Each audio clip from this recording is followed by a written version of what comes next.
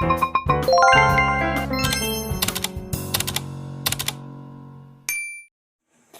afternoon. I am discussing cultural differences. This is an overview of cultural differences in communication. Your culture affects the way you communicate with others as it includes belief and behavioral norms that influence how you think and what you do while communicating. Knowing about the culture based features that impact communication is essential for cultures differ and exchanging data is essential for your development. What are cultural differences in communication? Cultural differences in communication relate to the similarities between communicators exchanging information with each other that are caused by differences in their respective cultures. Cultural differences have a major impact on communication due to several reasons, such as culture derives the way you behave. Each social group in the world has developed unique beliefs, habits, and norms of behavior over a long period of time. This collection of social characteristic is called a culture. Culture directs how people think, so it directs their behavior.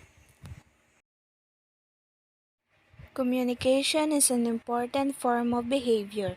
Your communication relates to what you do while exchanging information with others, so it's one of your behaviors. Culture informs your communication. Your communication is informed by the beliefs, habits, and behavioral norms with which you identify. Each culture is different. Each homogeneous social group with shared beliefs, habits, and behavioral norms has a unique culture. This culture differs from another, does not match its characteristics. Consequently, culture varies across societies based on its characteristics. Culture's influence on communication is not always obvious, while some cultural differences that impact communications are culture influences beliefs and values. Culture has an unseen influence on people because it impacts their beliefs and values, which cannot be seen by others, to inform their behavior, which can be seen by their co-workers and employers. Culture is a part of personality as culture affects a person's belief, values, and behaviors. It's a part of their personality. This makes it difficult to modify your cultural differences or those of others that impact communication. It's difficult to change a culture. It's hard to change the culture of a social group because it has hereditary component. In other words, culture including the cultural differences that impact communication is inherited. A strong culture can make you a competent communicator. Communication skills involve capabilities in active listening, empathy, discipline, collaboration, teamwork, verbal communication, nonverbal communication, and written communication.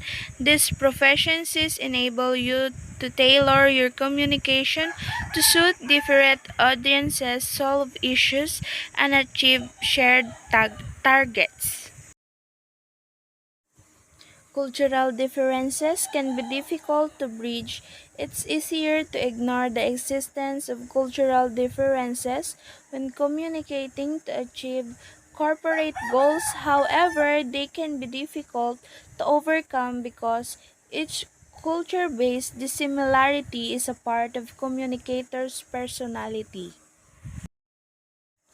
Your culture impacts your soft skills. Culture is a part of a professional's unique personality. One's personality generates their natural abilities or soft skills. Consequently, culture influences the soft skill set of all workers, which includes communication skills. Examples of cultural differences in communication: power distance, individual focus versus group focus, individualism versus collectivism, uncertainty avoidance, long term orientation versus short term orientation, indulge versus self restraint. Example of cultural differences in communication: power distance. This refers to how people with relatively less power in social group accept the unequal distribution of power.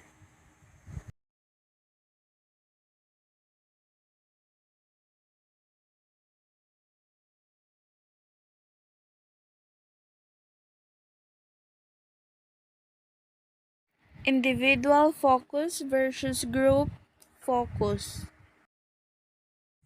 Individual focus versus group focus, assertiveness versus modesty, heroism versus cooperation, material reward versus quality of life, achievement versus caring for the weak. Individualism versus collectivism. This differentiate cultures based on whether people prefer to work for themselves or work with others. Uncertain avoidance. This refers to the ability of societies to comfortably navigate uncertainty, as the communication process is fraught with ambiguity in the initial stage when everything is usually unresolved.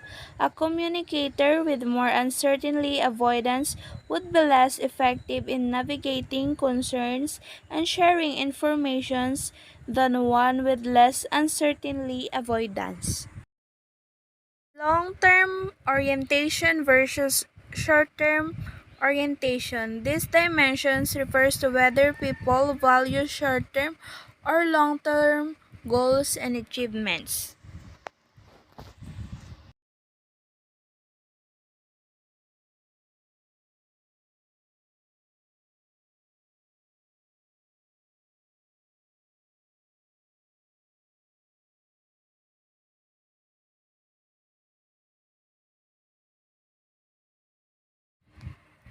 Indulgence versus self-restraint. A culture capabilities in relation to controlling desires or indulging them are explored through these dimensions.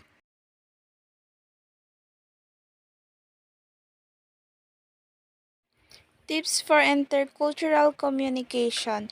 Communicate more with people from similar cultures. Identify behaviors that reflect cultural differences. Inform people about the communication targets and engage people with your communication. That's all for today. Thank you for listening.